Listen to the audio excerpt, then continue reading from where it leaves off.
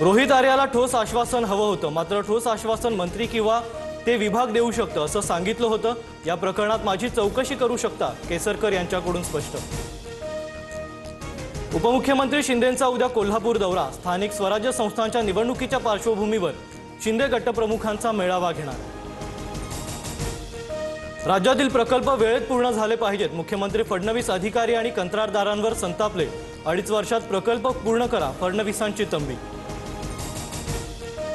त्रिभाषा सूत्रावरील समितीचे अध्यक्ष नरेंद्र जाधवांनी घेतली राज ठाकरेंची भेट। आतापर्यंत झालेल्या सर्वेक्षणात 95% नागरिकांचा हिंदीला विरोध।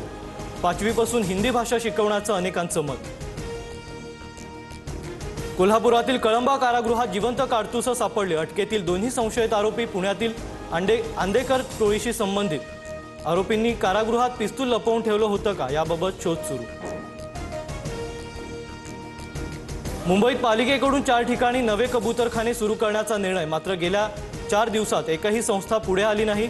त्यामुळे नियंत्रित पद्धतीने खाद्यपदार्थ देण्यासाठीचे कबूतरखाने सुरू होतील का, याबाबत शंका।